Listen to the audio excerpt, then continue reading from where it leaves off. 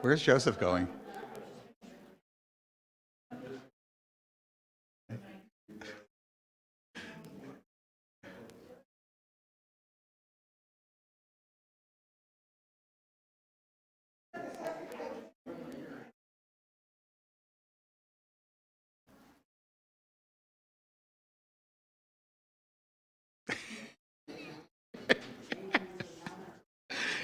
Joseph Palazzolo, ladies and gentlemen.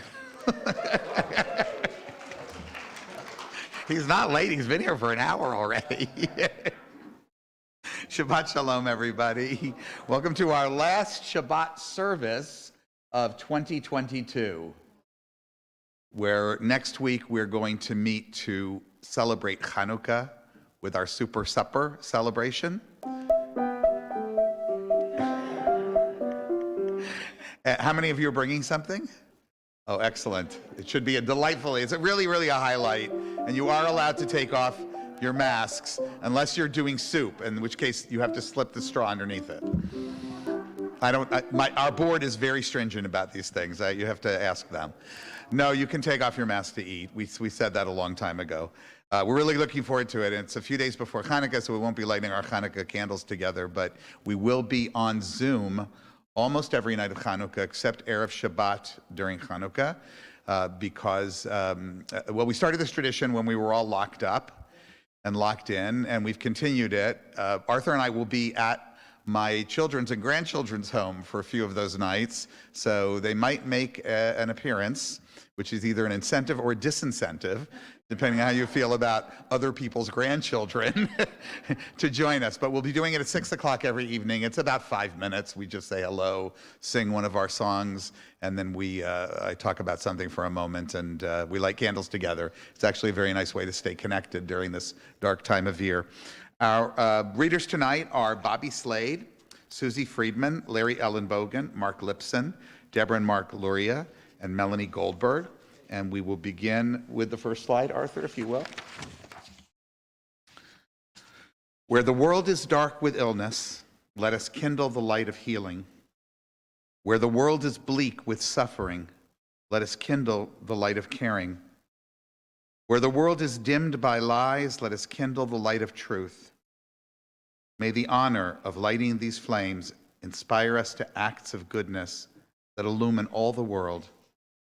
May the mitzvah of kindling these Shabbat candles remind us to sanctify life with the power of light. I'd like to invite the Lurias to light our Shabbat candles.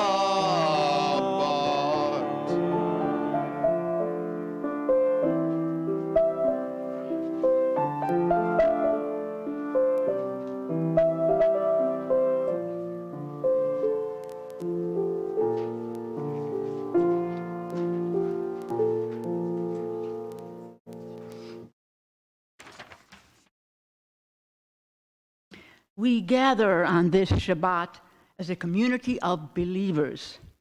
We believe that Judaism is the entire experience of the Jewish people. We believe in the value of celebrating Jewish culture and identity. We believe that all those who choose to celebrate with us are part of our community. We believe that being together strengthens and enhances our humanistic Jewish experience. May this Shabbat be a time of peace and rejuvenation. This is a time of transition. We move from our everyday week to the experience of Shabbat. We turn from the concerns of the outside world and become quiet and peaceful. We, at this moment, in this time, create a community of humanistic Jewish believers. Let us pause and take note as we begin the journey of this Shabbat.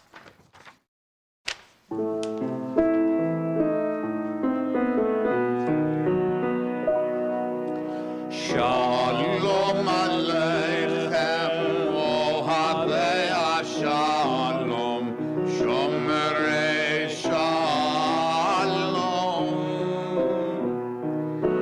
Shalom Aleichem, Rodefei HaShalom, Shalom Aleichem.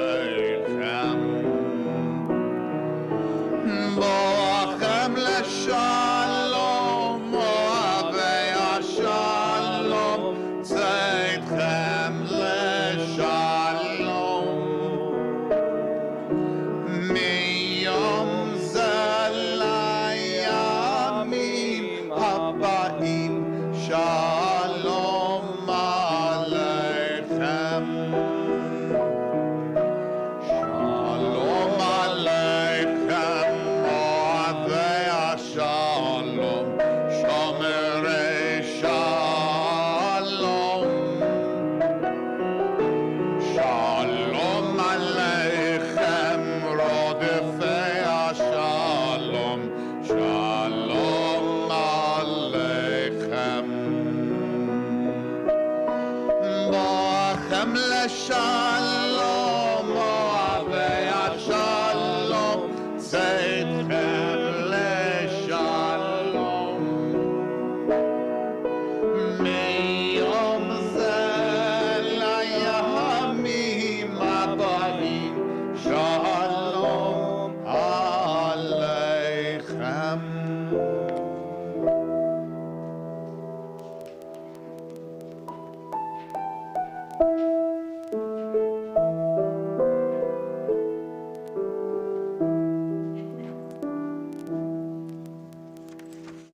The desire for spirituality, in the sense of a dimension to life, extending beyond the rational, a life dense with profound experiences, manifests itself in love, art, and faith.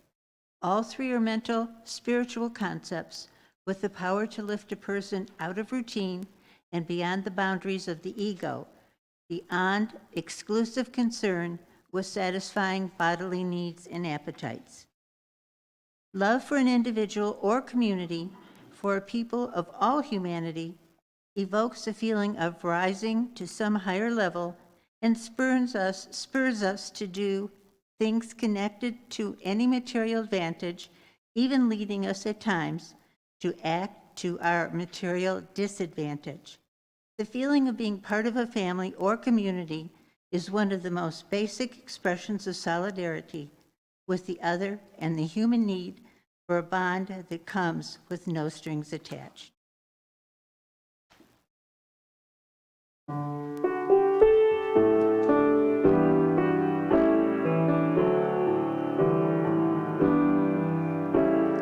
There's a place with answers we are seeking. There's a place to find our light of hope. Where's the strength to realize our vision? Yesh makom betochenu. Yesh makom betochenu. Look within yourself, you'll find it there. There's a place with wisdom that can guide us. There's a place where we know what's right or wrong. Where's the path to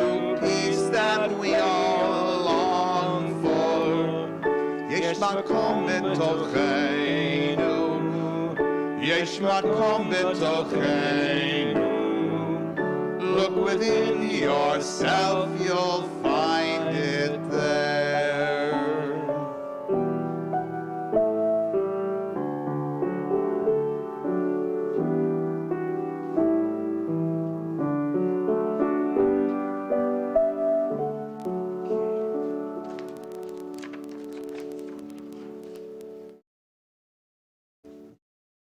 A strong community needs a strong purpose.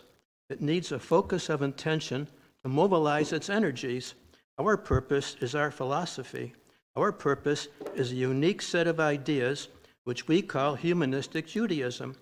We do not have fixed beliefs, but we do have strong beliefs. We believe in the use of human reason. We believe in the necessity of human dignity. We believe in the value of Jewish identity. If we look at human problems, we also look for the human power to solve them.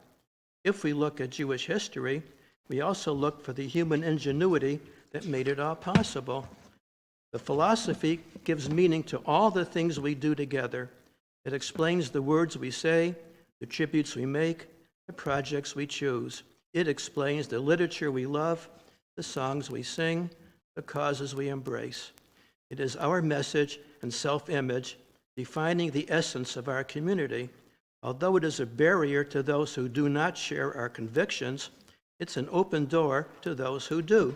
Rabbi Sherwin Wein.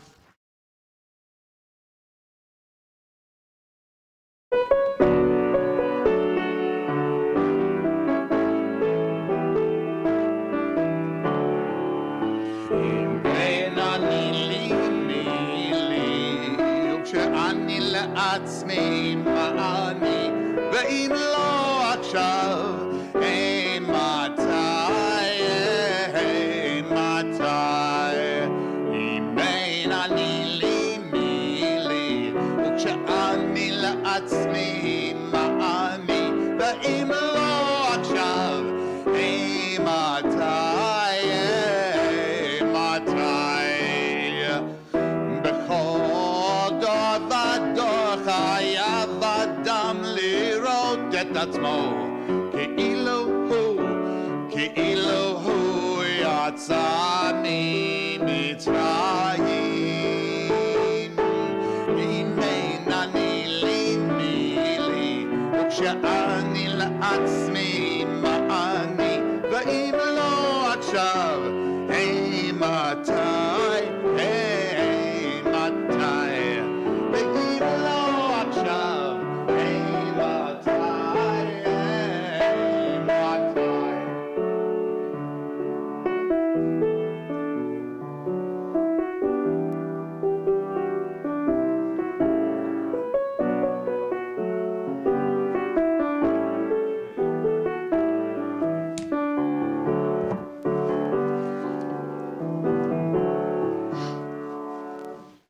Shabbat Shalom.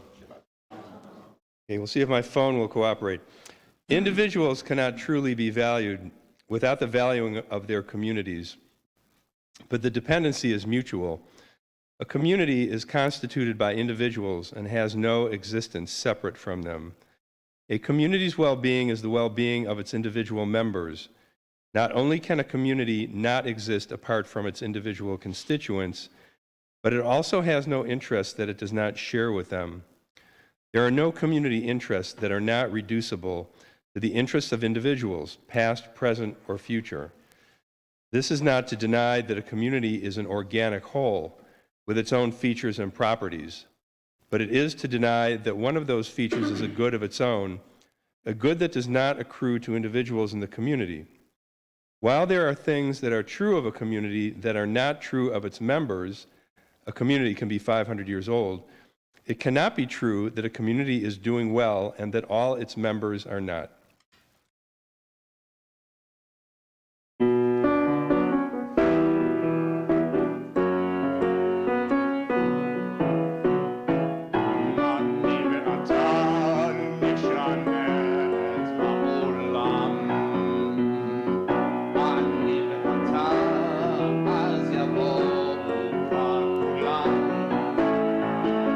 On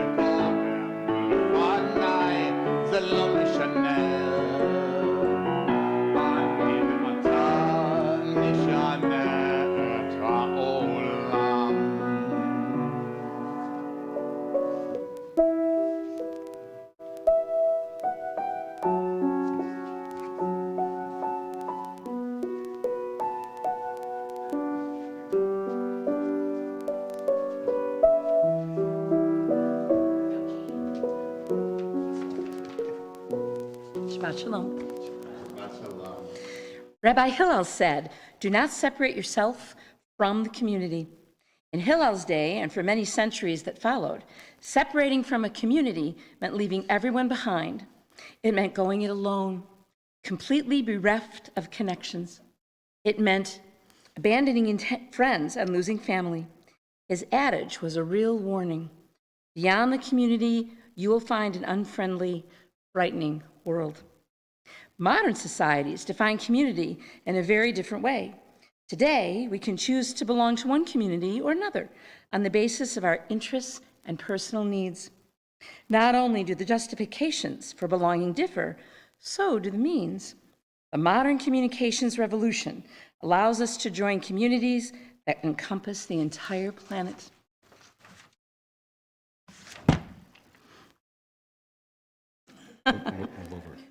Okay. As we've learned from the pandemic, we can be part of those communities without even getting out of our pajamas. It reminded us how much we need community.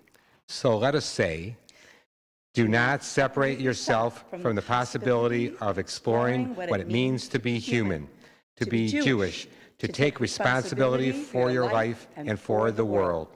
Do not separate yourself from the possibility of learning and growing in the company of others, of reaching out to each other in times of joy and sorrow, of working as a collective to better the world. Let us say, do not separate yourself from these possibilities, for while your light, hope, and strength are in you, they are in us too.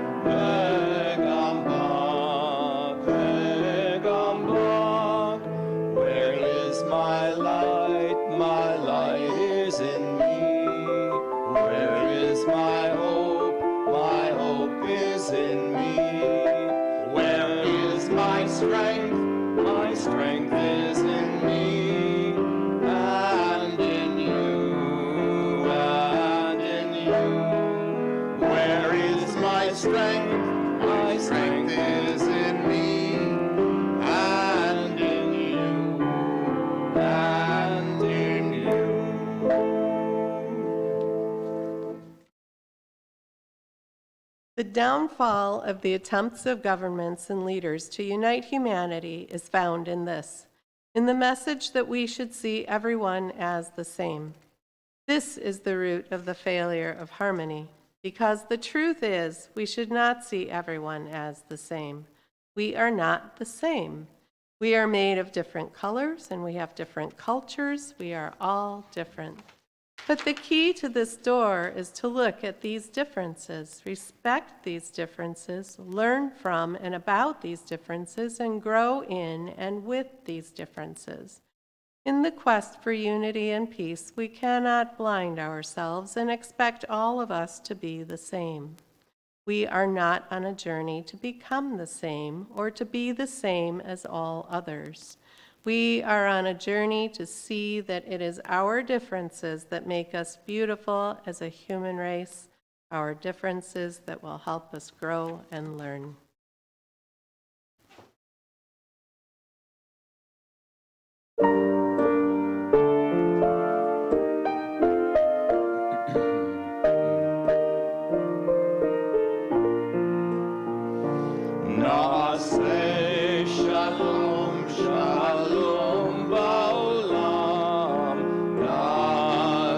Shalom Aleinu,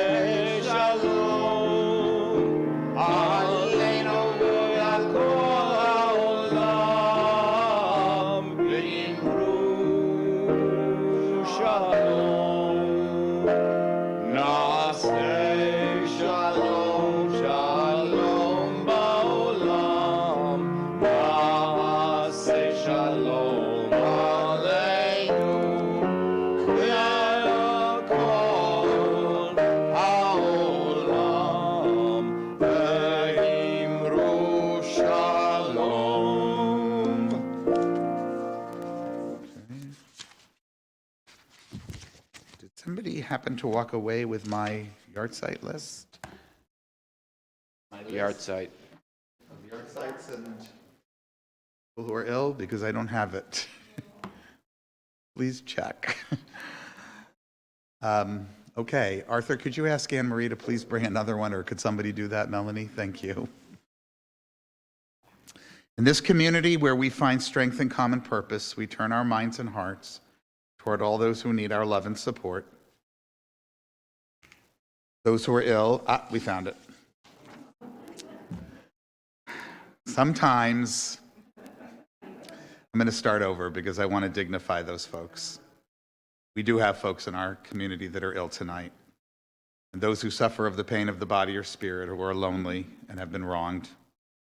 Tonight, we reach out with wishes of complete healing to Joe Gaden, Ruthie Goldman, Rabbi Peter Schweitzer, and Carolyn Lowe, recovering from surgery. If there's someone whom you're thinking about, to whom we can extend our well wishes tonight, I invite you to share their name as we go around. Melanie. Thank you. Anybody else on this side? Anybody over here? May all who suffer know that they are not alone, that we are there. May they be healed quickly. May they experience a refuah shlema, a complete recovery, the renewal of their bodies and the renewal of their spirits.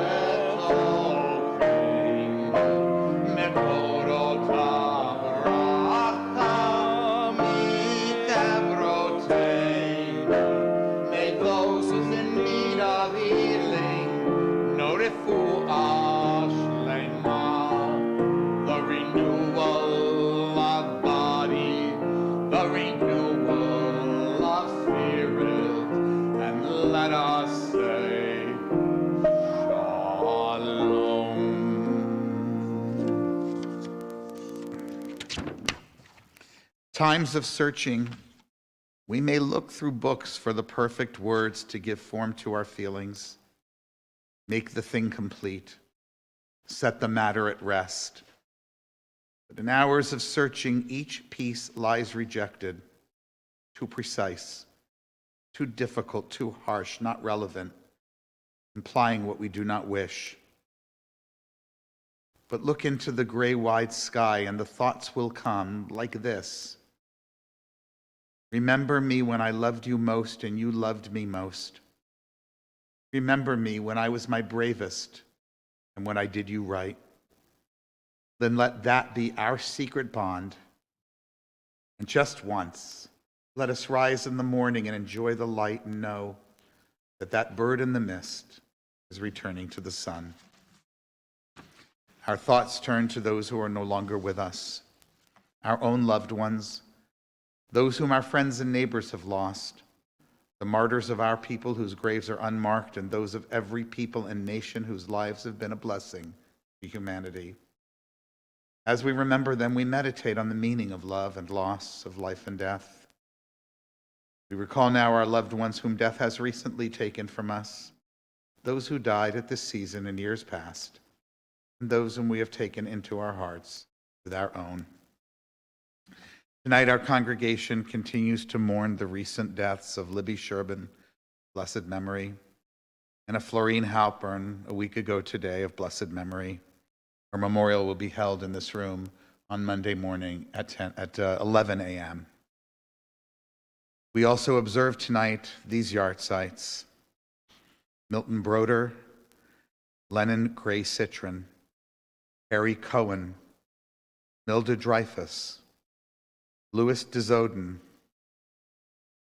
Gerald Jerry Grodsky, Janet Gusson, Philip Kaplan, Harold Levine, Helen Lipson, Philip Lowe, Naomi Mandelbaum, Chaim Muroff, Gertrude Oberstein, Gertrude Pinkney, Irving Radner, Stephen Rice, Manya Roast, Joseph Rubin, Mark Shaberman, Nedwin Smokler, Frida Solomon, and Edward Warren. Is there someone whom you're thinking about tonight, someone who's no longer with us? Jean? Melanie? Anybody else? Yes, Beverly. Did we miss anyone? I find myself particularly tonight missing Jerry Grodsky, who was such a presence, and a magnificent one in his congregation. I don't know if many of you are aware, but just a few weeks ago, I had the honor of celebrating his daughter's wedding. Yehi zichro livracha, his memory, surely a blessing to all of us. If you can do so comfortably, please rise as we recite together our humanistic interpretation of Kaddish. Nit gadal v'nit kadash beruach ha'adam. Let us dignify and ennoble all people in the spirit of our shared humanity. Let us acclaim the preciousness of life. Let us show gratitude for life by approaching it with reverence. Let us embrace the whole world even as we wrestle with its parts. Let us, each in our own way, take up our share in serving the world and seeking truth. May our commitment to life help us to strengthen healing of spirit and peace of mind.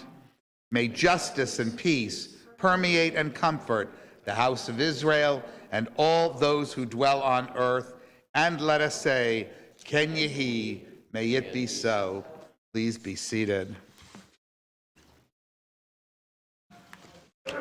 Well, welcome everybody once again, Shabbat Shalom, and to the many for our guests. You probably don't know we're streaming on YouTube, and we reach a lot of people. We have members all over the country, actually, some of whom even join us for classes and other things virtually. I'm so pleased tonight to welcome you. Debbie Binder is the Township Clerk for West Bloomfield Township. She has been a resident of West Bloomfield Township for the majority of her life, elected to serve as the clerk in 2016.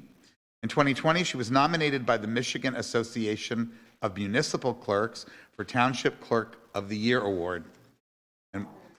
And she was elected by her colleagues to the executive board of both the Oakland County Clerks Association and the Oakland County chapter of the Michigan Townships Association for multiple years.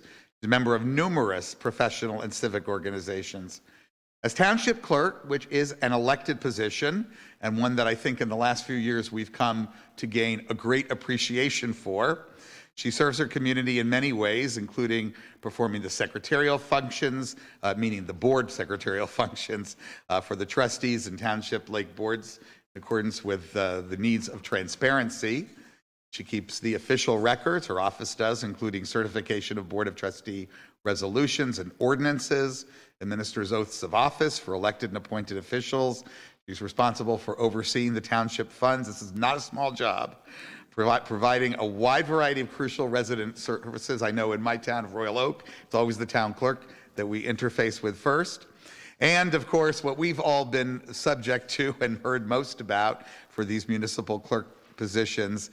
She is here to talk to us tonight about one of their duties, the administration of federal, state, and local elections, to provide us with some insight into what her position includes for that and how it is to run such a show, and also to give us some thoughts about the changes that we made as voters at the ballot box in 2018 and 2022. Please join me in welcoming our neighbor, Debbie Binder, probably your clerk too, to our Bima. Thank you. Shabbat Shalom. So I'm short, as you can tell. So I was going to do an intro, but I don't need to because such a splendid one was done for me. So I would like to thank you, Rabbi and Howard, for inviting me to speak to this group. It's a passion of mine. And my former life, I was a teacher. So I taught elementary, middle school, and college. So I always enjoy the opportunity to get in front of a group and educate. And as we know, that education's becoming more important. Before I get into what I was going to say, I do want to actually tell everybody difference between a township and a city clerk. In a township, you're elected, and a city clerk might be if the city charter calls for it, but as a township clerk, I am a voting member of the board, meaning I legislate for things in West Bloomfield as well. So it's 95% of my job is the same as a city clerk, but I like to joke sometimes that my 5% job sometimes takes up 95% of my time. But a city clerk has to do all the preparation, set the agenda, procure the materials, do the follow-up. Yep. A city clerk has to do the same things. We have to set the agenda, procure the materials, do the follow-up. But a big difference is a township clerk. I have to know the materials because I'm casting a vote that will affect my residents. So it's a big responsibility that comes with that elected position. Just out of curiosity, how many here are my West Bloomfield residents? So we do have quite a few of you. So, well, I had all of these things I wanted to talk to you about and still do. And let me say that I have no time limit tonight, so you can ask as many questions as you want after. But while I was having all my thoughts of things I wanted to talk to, then came this past Wednesday. And this past Wednesday, I participated with many of my colleagues who, as the Rabbi had mentioned, I just finished actually yesterday my presidency of the Oakland County Clerks Association. So many of my colleagues and I participated in the statewide recount that you probably heard about all over the news, which was a fine use of your taxpayers' dollars, let me tell you. Where to begin? Okay. Let's begin with the election integrity force that decided that they wanted to challenge the proposals. Now, why did they challenge the proposals? Because after a recount in 16, they established laws that said you can't have a recount that won't change the outcome. But in that legislation, they forgot to address the proposals and they only addressed the candidates. So the election integrity force, looking to protect elections, decided to challenge the proposals. And there we were for 13 hours straight, recounting by hand every ballot in the cities of Troy, Farmington Hills, Pontiac, and why am I blanking on the other one? No, we were not. We were not. But we participated because we would want the help if it was us. But I'm having a momentary, they were all large cities. I'll think of it. But there were 4 large cities that or townships that they decided to have a recount for. Rochester Hills, that was the 4th. So all large cities or townships, and we spent the day hand counting every ballot. And so while we talk about, I'm an adult, I pay my taxes, I'm happy to do it, and I would like to see my taxes go toward things like nation building and infrastructure, not investigations and recounts that aren't going to change the outcome of any election. So just to give you the final outcome, because I find this most interesting, they looked at the difference in what kind of difference it made when we looked at a hand recount.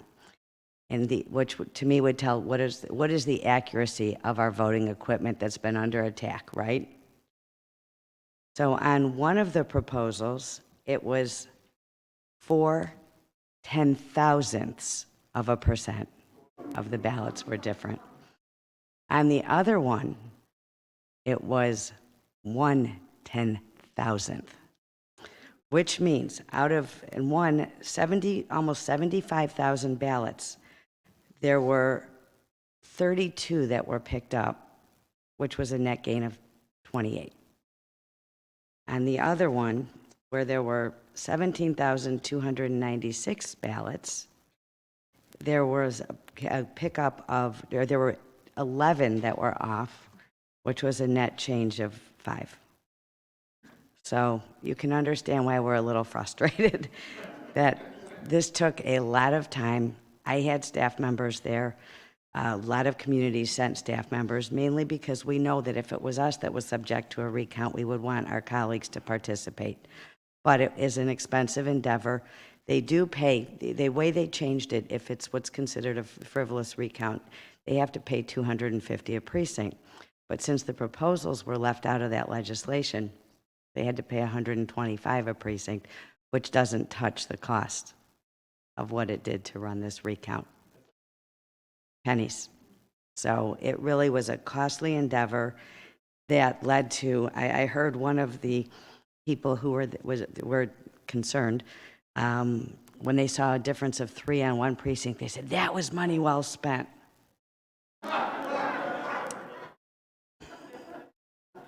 I didn't think so. But again, there was no chance of changing the outcome of this election.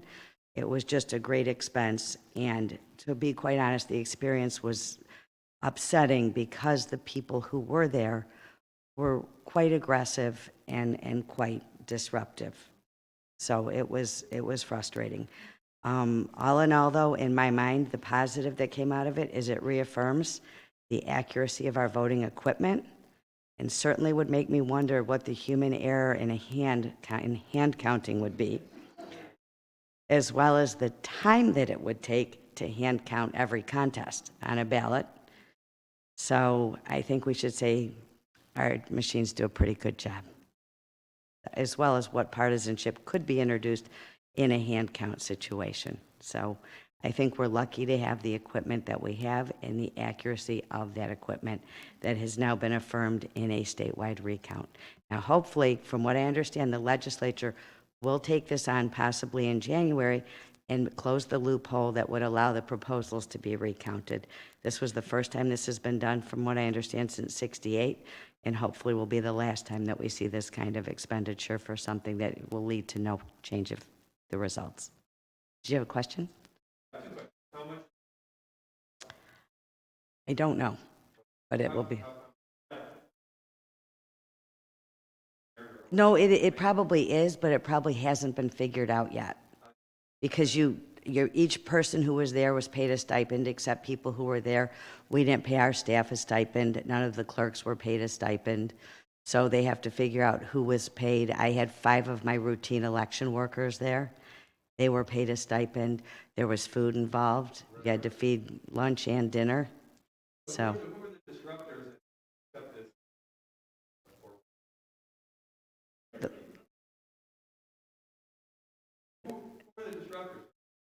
From the election integrity force. They were, you had people sitting there trying to do a recount with members of this force hovering over them, questioning everything they did. I don't even know if we can call it that. It's a group of people that have banded together. Take a look at their website. They do have a website, and you'll see shocking pictures from the Michigan recount. No, shocking images from the Michigan recount. It's a private organization. There are, and that's one of the things that we may not get to that I did want to talk about, is there are so many third-party organizations all around that contact and confuse voters. You've seen people say, I got 7 ballots, but what they have is 7 applications that they received from various third-party organizations. People send election report cards. They send all sorts of information from third-party organizations, and quite honestly, text messages that stand to confuse voters. So is there something that we can do? Voter education. We can't change a lot of that because Freedom of Information Act allows anybody to request a list of our voters. So there's federal and state laws that protect that ability to obtain that information. So really where we can intervene is voter education. We can make sure the voters know that all of these contacts are not from your local clerk. I had an example. My aunt is elderly, and she got a text one night that said, follow this link to see if you're registered. And she followed the link to see if she was registered, and it showed that she wasn't. She called me at 11 at night because she could, And she was in a panic because, she showed she wasn't registered and she hadn't moved in 25 years. I looked her up in the qualified voter file and said, Auntie Judy, you're fine. You're in there. But somebody trying to, disrupt or steer away sent this text. So the only real defense we have is voter education, and that's why these opportunities for me to speak and I used to be far more prolific on Facebook and on our social media than lately, when you probably have heard the death threats and things that clerks are getting. So the tenor of the country has changed, and so has the job. The job I elected to in 2016 and the job I do today are not the same job.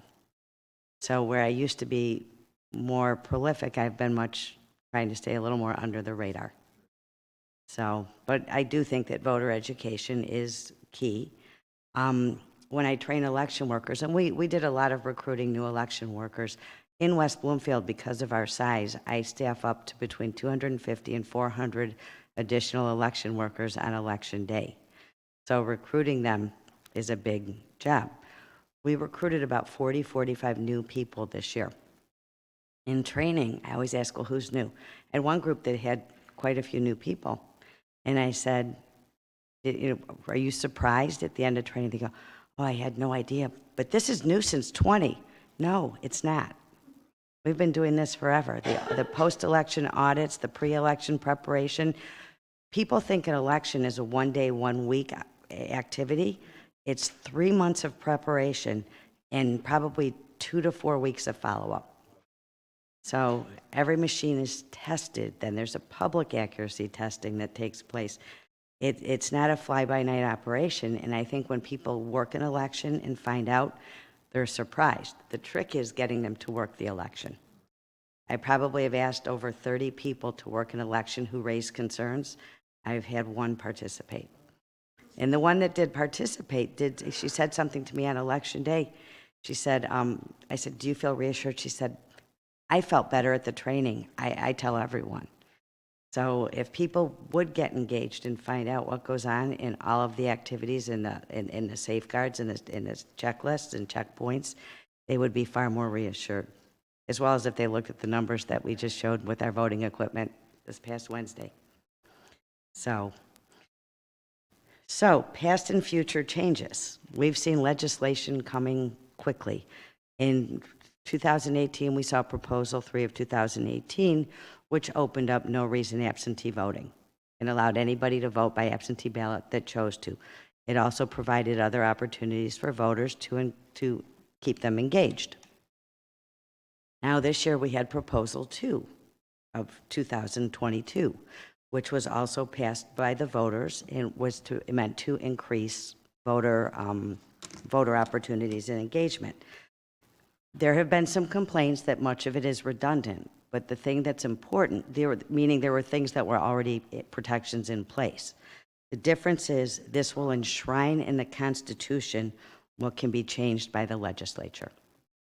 So it makes it harder to make these changes. There were some really important things, and one that I think is the most important. Proposal 2 requires the State Board of Canvassers to uphold the will of the people.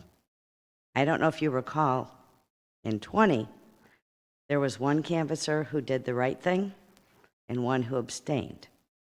And the one who did the right thing, they replaced with a new canvasser that may or may not follow the will of the people. They might, but we don't know. And if they didn't, then it goes to the legislature, and then you have a partisan decision on the election without the will of the people. So I think that's one of the most important components of Proposal 2 this year. There are a few things I didn't love about it. It allows one application for perpetuity.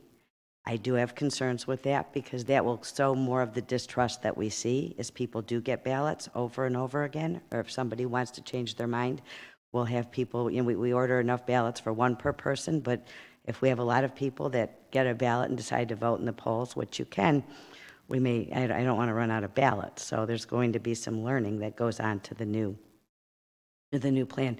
But I do think the dangers of not having Proposal 2 in place were worse. And I think it was important for the canvassers to really make it that is a protection that's in place. Any questions on that? Because that you will see, we are waiting for implementation guidelines from the state and from the county. Michigan is one of 8 states that have what's called decentralized elections, where the local units run the elections. 42 states, the elections are run at the county level. So we have always been a higher absentee ballot or mail-in vote community. So before Proposal 3 of 2018, we probably had in a large election, 40% of our ballots were cast by absentee. In a small election, 60% were cast by absentee. Post Proposal 3 of 2018 and through COVID, we were over 70% in almost every election except one. When we were at 79% of our ballots were cast absentee. This past election in '22, a lot of people went back to the polls, and we saw we were about 54%. So I don't think we'll be back at that 40% again, but I don't think we'll be in the 70%. I think we'll probably settle in the 50s and 60s, but that means that we have more than half our voting by absentee ballot. So good question, because I did want to say something about that. Michigan's requirement to vote is that you either present photo identification, that is, there's certain ones that are acceptable, or sign an affidavit that you're not in possession of your photo identification. Now, one of the things I point out to people, because that's been the one you've heard the most pushback, that, well, why shouldn't you have ID? Why shouldn't you have ID?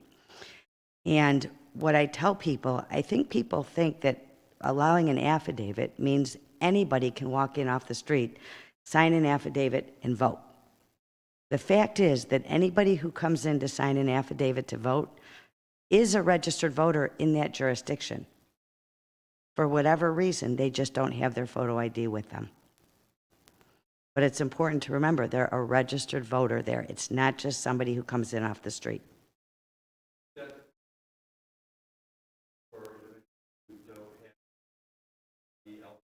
Yes.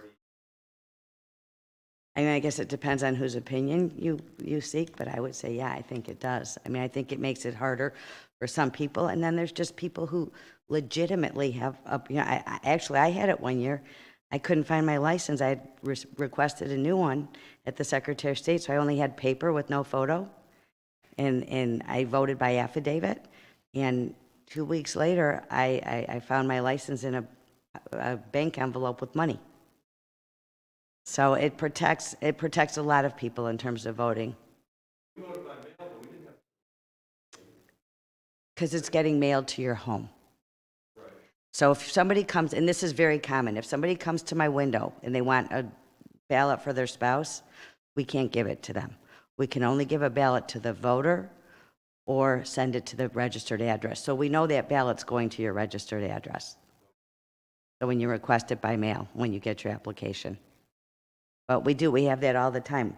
People will say, well, I just want to get my daughters. I just want to get my sons. We can't do it. We can only give it to the voter and this is all state and federal election law.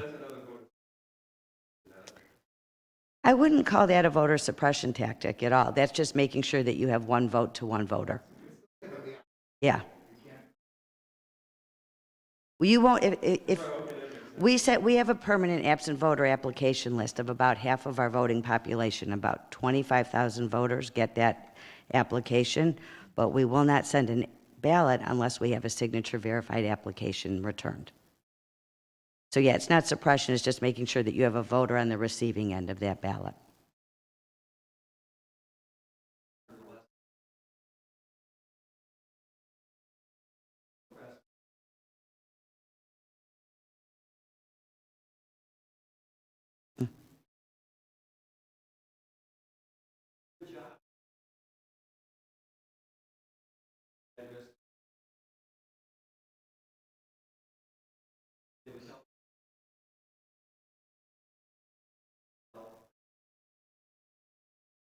Mm-hmm.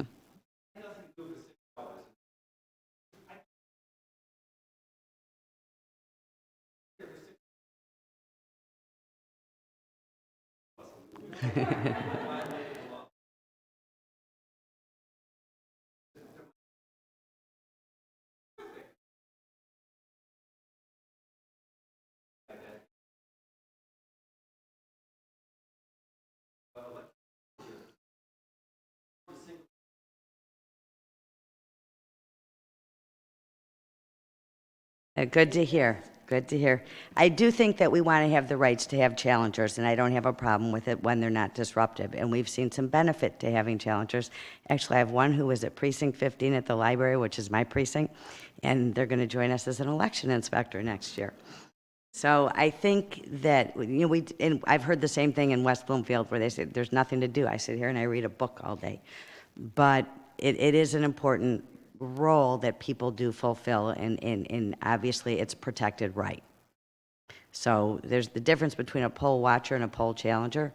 A poll watcher is any member of the public that wants to stand there all day and watch, and they're entitled to do that. A poll challenger is somebody who has a credential, who's been authorized by the county to be in that location. They either have an interest in the candidate or an issue, and they're allowed to stand there as a challenger. So they do have their purpose. I'm glad you had a good experience. I was actually with the Farmington Hills clerk yesterday at our big event. She's retiring. But we do have challengers, and you do welcome, again, going back to what's the most important thing now with voter education, when they do ask questions, it's an opportunity to set the record straight and to explain to somebody why something is happening. So we do welcome the questions. So that was on my little list here too. So early voting, which we are waiting for some guidelines for implementation that was passed also as part of Proposal 2. We don't know exactly how they will implement it because there will be some rules promulgated to control how things go. But I do anticipate that many municipalities or jurisdictions will choose to partner with Oakland County, which we most likely will because of the staff and the time involved in running your own early voting center when everybody has the right to vote by an absentee ballot anyhow. And I just can't see our voters if I say, well, you can vote in the polls or you can vote by absentee ballot here today or you can drive to Oakland County. I think they're going to choose to vote by absentee. So I think that early voting is for the person who wants to. Does anyone know the difference between early voting and absentee voting? Right. Absentee voting, you're voting ahead of time. We get that ballot back and we hold on to it until Election Day. It's not opened or counted until Election Day. Early voting, the voter votes their ballot and casts it through the tabulator. Many states have early voting now, many for a lot longer period of time than we will have it for. But it allows that voter who's concerned that we aren't going to put that ballot through the tabulator, it allows them to put their ballot through the tabulator on their own and know that that ballot was counted. Now, people don't realize you can always go to the Michigan Voter Information Center, MVIC, and look and see when your application was sent, when your application was received, when your ballot was sent, when your ballot was received.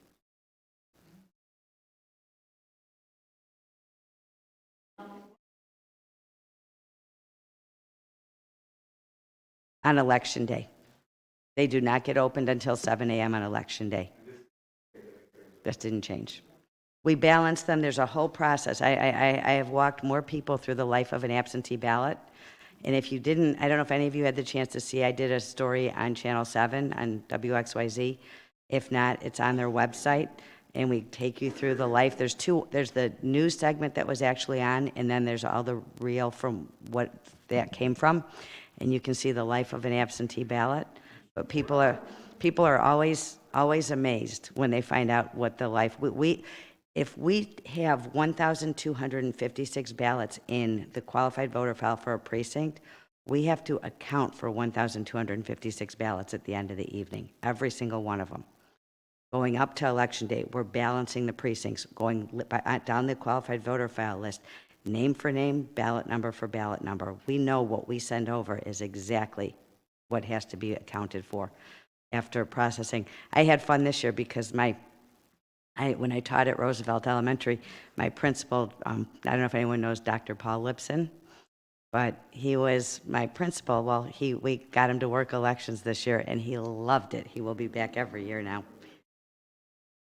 A question?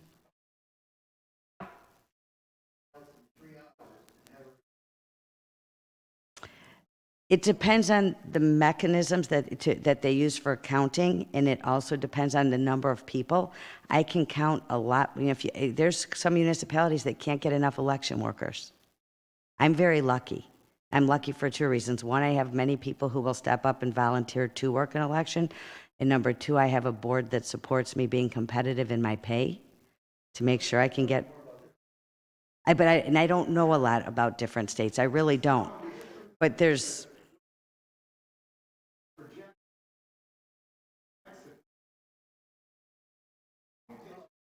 Some took longer this year, but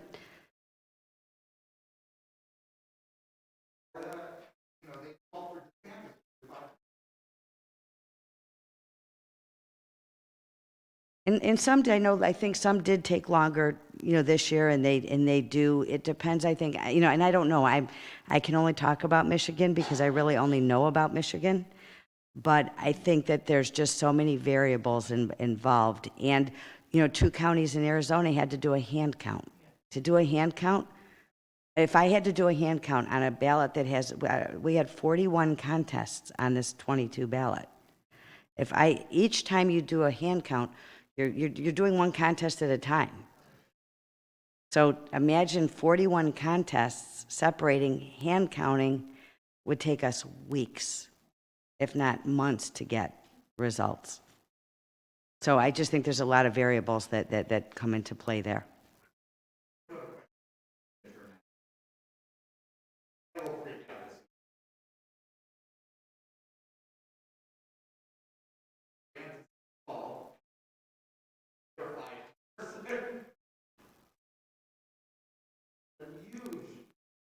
All the time. Okay, so what I tell people, we'll start at the takeaway and then we'll work backward. Sign like you sign your driver's license. That's what we're comparing it to. So take a look at your driver's license. That's the signature we have on file. If we have an old signature, that'll be in what we call our MasterCard index. And if we don't have a match, we will go look at our MasterCard index to see if we can match it to something before. We're looking for distinguishing features. So, example, my name's, and it doesn't have to be exact, my name's Deborah Faith Michelle Binder. If I sign D. Binder, but it's clearly me that signed it, that's okay. It doesn't have to have your full name. We are looking for distinguishing features. Our most common areas that there's an issue are our 18 to 25-year-olds that are developing their signatures, and then people who are elderly who may have some kind of a tremor or something. And the state puts out guidelines to allow for adjudicating based on that. It's your driver's license. Your driver's license. We match your application to your driver's license, and then when we get the ballot back, we match that ballot to your application. So the qualified voter file has your driver's license. Well, I have to tell you, I had a mother come in, and she and her child, their ballots didn't count, and they were concerned, and she turned out to be a signature match. And when we have a signature issue, we're contacting the voter to give them the opportunity to cure, but she never got any of the phone calls or anything. And she said she told her son to sign it perfectly to make sure they could read it. Well, it didn't match. So you need to sign it. We're looking to know that the voter who signed that is the one, who signed it. So the earlier, what I can't stress enough, and if all of you with your family members, and if any of you have kids or grandkids, one of the most frustrating things is when we have a college student that calls from New York on Monday before election Tuesday and wants an absentee ballot. It doesn't work like that. That ballot has to physically be sent to you, physically be returned. So if you allow time, though, with anything, we have time to cure it. We have people who just forget to sign the outside envelope. If you don't sign the envelope and we can't match a signature, that ballot doesn't count. If we get that ahead of time, we're sending a letter. If we have an email or a phone number on file, we're contacting that voter to let them know that there's a signature match issue or the fact that it's not signed, and giving them an opportunity to cure that. If we don't have, when it comes in on election day, we're even trying. We have a problem basket, and if someone comes in to sign, we're good. But if we can't reach someone, we take on the application, you'll see that we request an email and a phone number. That's only for internal use. That information is protected from Freedom of Information Act. It's not something that we would give, but it certainly allows us, if you have a ballot that you turn in on election day and it's not signed, we have somewhere to call you and give you the opportunity to come up by 8 p.m. and sign that. So we really do. We make every effort to give anyone a chance to cure something.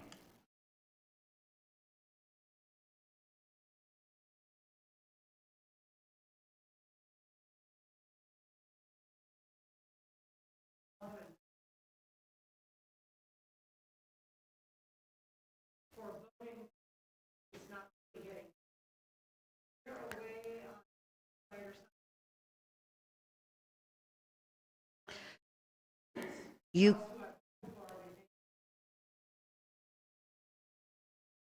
can't see the ballot number having been counted because it's at the MVIC, Michigan Voter Information Center website. But if it's been received, we have to account for it in by the qualified voter file list. So when we print that list the night before, it tells us exactly what ballots we should have. And if it shows on that Michigan Voter Information Center that we've received your ballot, then we have to account for it at the end of Election Day.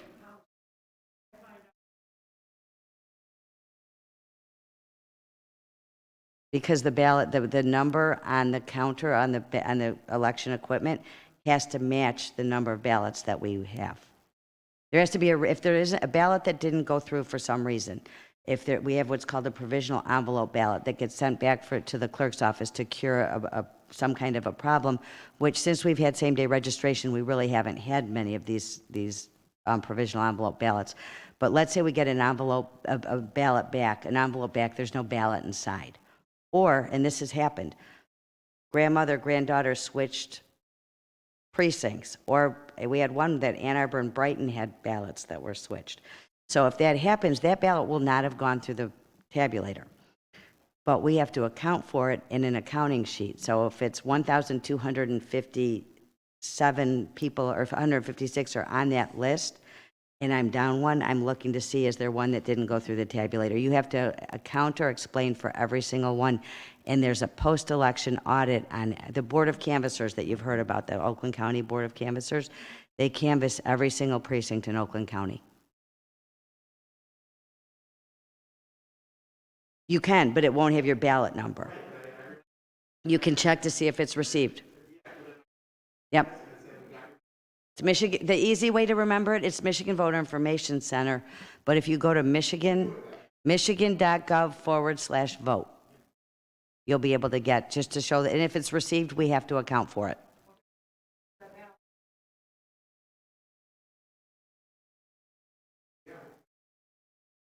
Yep.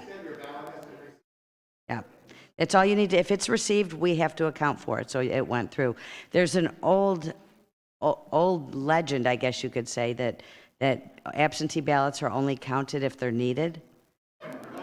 So can you imagine 41 contests all being that close that they're needed? No. Absentee ballots, every single one is counted. Yep.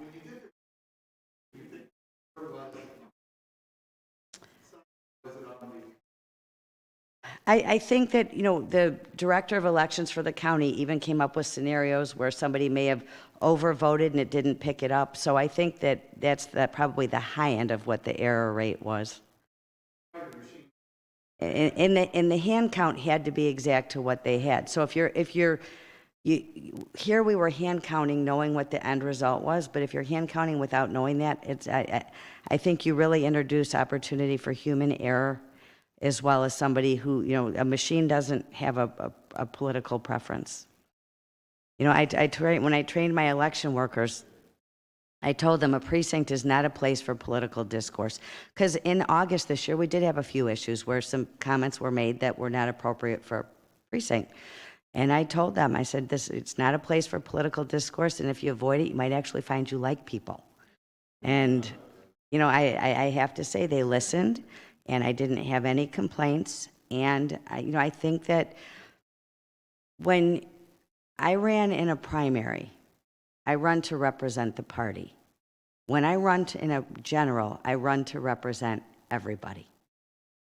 My job and my duty, and I take an oath, is to protect everybody's vote.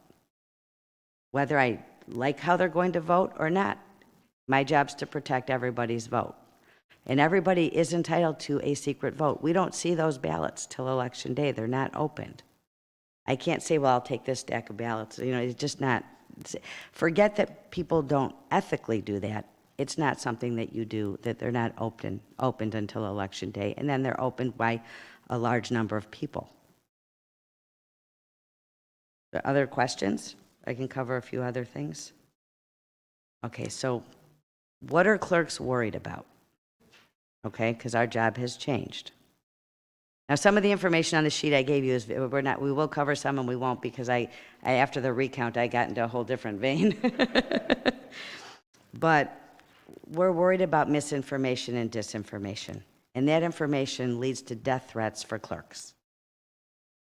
My colleague, who was the Rochester Hills City Clerk and spoke out about the safety of the elections, played her death threats for me on her phone. I couldn't believe it. She goes home to a husband who's a sheriff's deputy every night.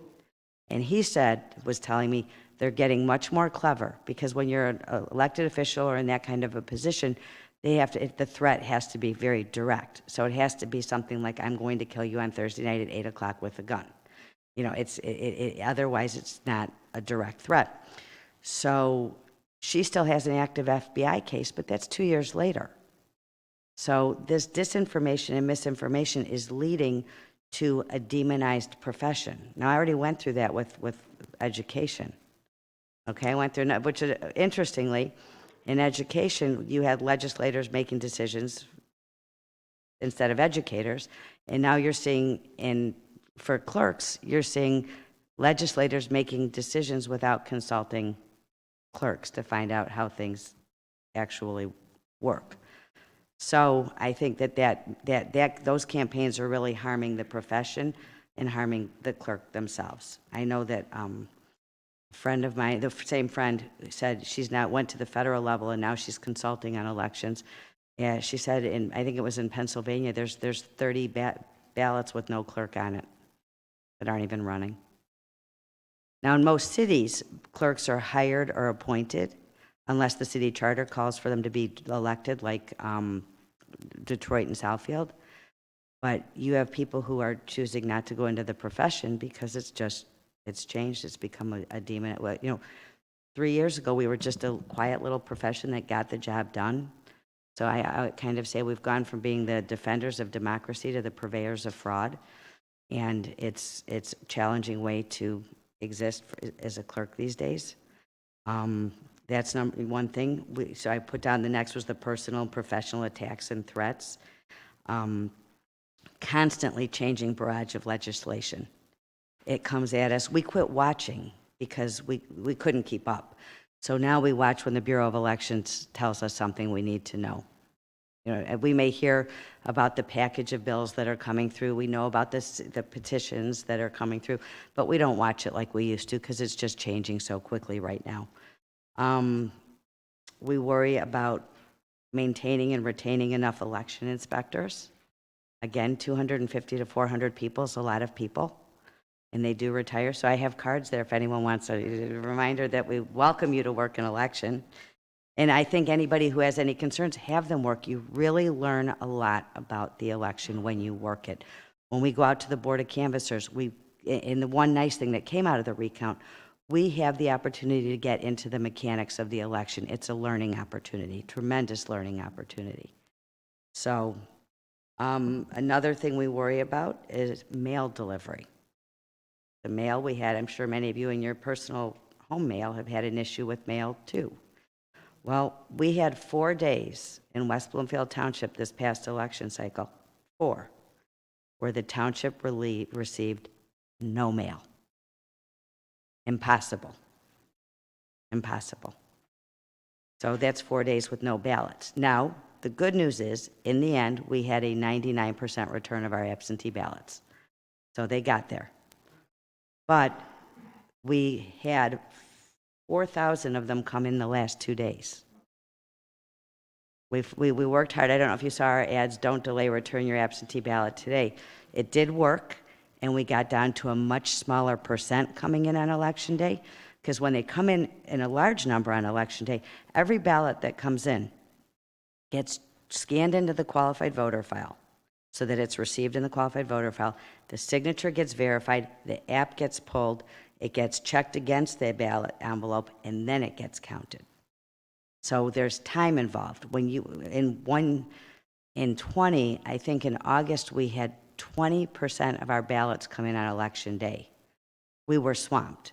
So we started with our don't delay, return your absentee ballot today. We took out ads in the Beacon. We got down to 4% in November. And we were about, if you look at the 2 days before, we had a lot come in the 2 days before, but we were about 6% on Election Day. That's manageable.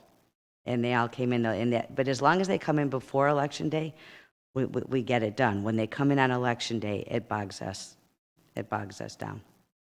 So that may be something also that affects in other community, other states. When they come in like that, and you have to do all that back end work. It's much. Absentee voting is much more labor intensive in terms of that you're checking the signature, scanning it in. I do want to come back to something that we talked about before with people that have a ballot, absentee ballot, but then choose to vote in the polls, which is the people's right to do. If they come to the polls with an absentee ballot, or if they come without that ballot, the electronic poll book, which is the computer that your worker's working with in the precinct, the electronic poll book is a snapshot in time of the qualified voter file after 4 p.m. the Monday before the election. The Monday before the election, at 4 p.m., we cannot hand out another absentee ballot except to a same-day registrant, somebody who registers on Election Day. So anyone who's already a voter cannot request an absentee ballot after 4 p.m. on Monday. They have to go to the polls. We then take a snapshot of that qualified voter file at that time and put it onto the electronic poll book. So if a voter comes out to the precinct who's already received an absentee ballot, the electronic poll book's going to say one of two things. It's either going to say absentee ballot sent/received, do not issue a ballot, which means we already have that voter's ballot, they can't vote. If it says absentee ballot sent, contact your clerk's office, everyone who has that call comes to the clerk's office. We reject the ballot they were issued. We pull the app, so if they turn it in, it won't be processed, the one that they turned in, and they're allowed to vote in the polls. If they don't have their ballot with them, they have to sign an affidavit saying that they're not that they didn't turn it in. And if they do have the ballot, they can surrender their ballot and vote in the polls. What we're trying to, again, with voter education, is a lot of voters use that to get a sample ballot so that they knew how they wanted to go to the precinct and vote. But we don't have enough ballots to have everybody get 2 ballots. You can request a sample ballot at the clerk's office. We have sample ballots. They look just like a regular ballot. They just have yellow sample written all over them. Or you can download it at michigan.gov/vote. You can download sample ballots. So we're trying to educate people to get their sample ballots other ways other than requesting an absentee ballot and then voting in the polls. I'm a poll voter. I like to walk away with my sticker, and so that gets me into the polls. But during COVID, I was very happy that I had the right to vote by absentee ballot, and I exercised that right. And I did exercise that right again this year. Until the last minute, I was going to go to the polls, and then I said we were so slow, as I mentioned, getting those ballots in, thought the polls are going to be slammed. So I decided to vote absentee. But it's nice to have that option. And that option at this point is a right. So so mail delivery, sufficient staffing for activities that require a lot of resources, like same-day registration. Proposal 3 of 2018 changed Election Day for us. It used to be that people had to be registered 30 days before, and we were getting ready for the election. Post Proposal 3 of 2018, we can't really do election preparation stuff till we're done, till the office is closed at 4:30. So it's led to a lot of changes in the way that we can do things. And on election day, I think, like an example, we've had between 200 and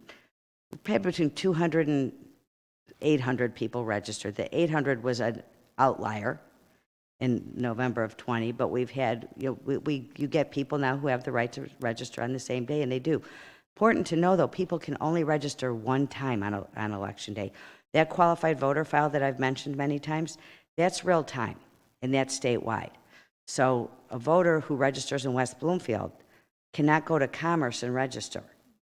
It's in live time that they registered into that qualified voter file. They're allowed to register one time on election day.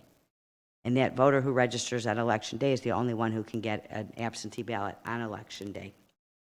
They have a choice of going to the polls or voting by absentee. Another important thing that has come up since, you know, we talk about all the duties of a clerk, and Rabbi, you covered them beautifully.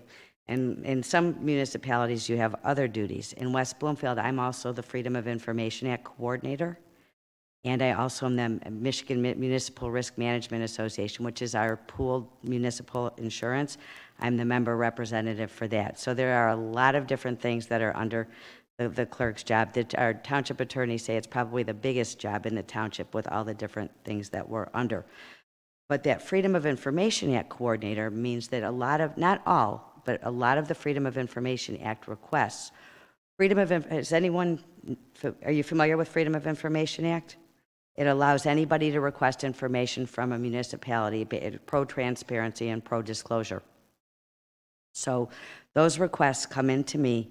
I disseminate them to the appropriate departments that will have responsive materials. They send them back to me, and we return them, ensuring we're in compliance with state and federal Freedom of Information Act guidelines.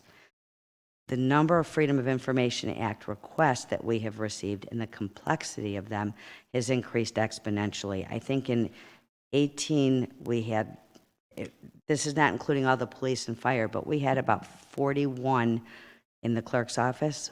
We're over 100 right now, and it's gone up each year. So you can get reimbursed for these, but you're estimating what they cost, and some of them you can't. I'll give you an example of what kind of things. We had one right now that wants all of the 2020 digital versions of all the ballots, and they want every employee in the clerk's office emails from 2010 to 2022. So now all of this takes time, as well as on the ones that are more complex and have any kind of legal exposure, you're now engaging your attorney. So it costs more money.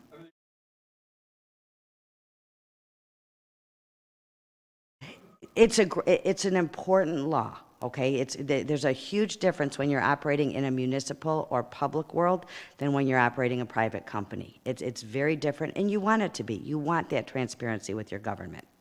And you have very legitimate uses of it. People who want to know if there's a site plan or a survey for their home or for their deck. You have people who want information on police activity. There's all sorts of uses that are very legitimate and very worthwhile. I mean, you want that kind of exposure.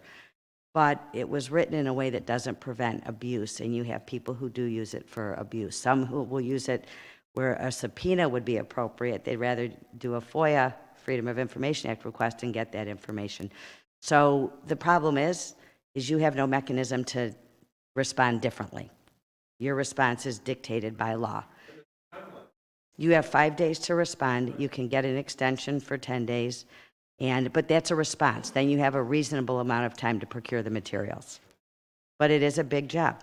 And my office in the middle of an election, going from 41 to over 100, it was challenging. So we're constantly training, we're constantly looking at ways to improve processes for that.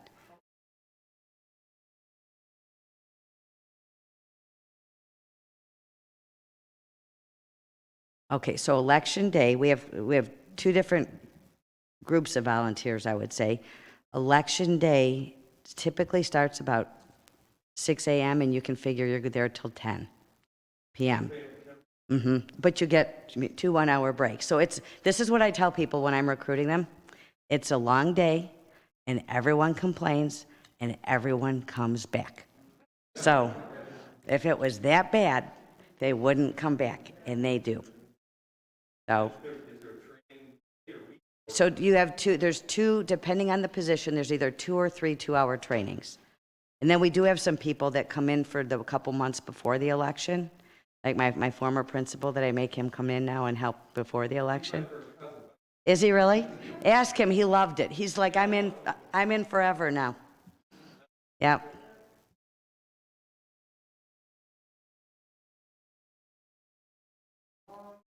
It's a long day.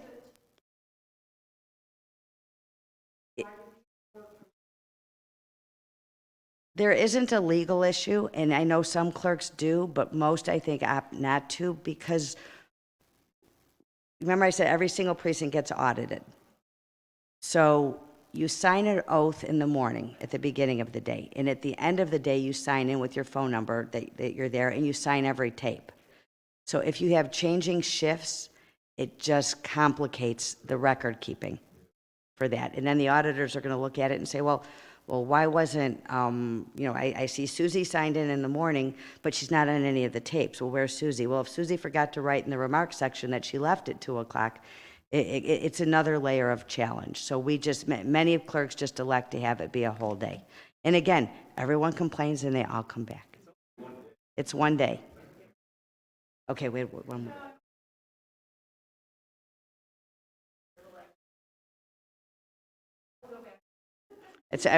They all do. They all say, oh my God, it's a long day. But they all come back because you do feel like you're part of something important.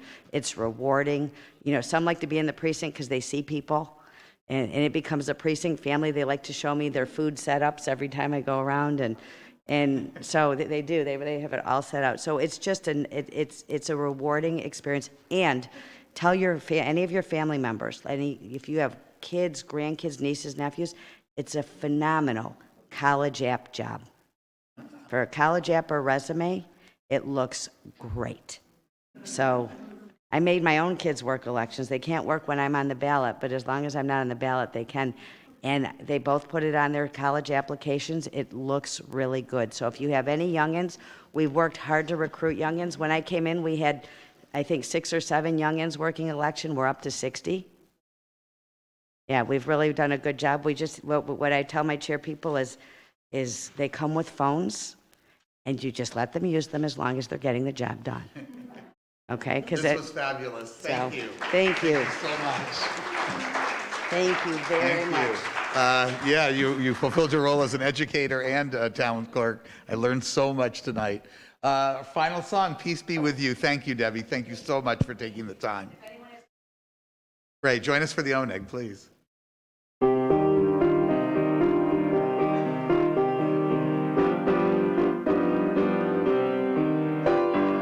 Peace be with you wherever you go. Peace be with you whatever you do. Peace be with you till we meet again. Peace be with you, my friend. Love be with you wherever you go. Love be with you whatever you do. Love be with you till we meet again. Love be with you, my friend. Joy be with you wherever you go. Joy be with you wherever you do.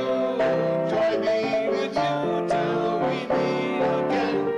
Joy be with you, my friend. Shalom Aleichem, shalom, shalom. Shalom Aleichem, shalom, shalom. Shalom Aleichem, shalom, shalom. Shalom Aleichem, shalom.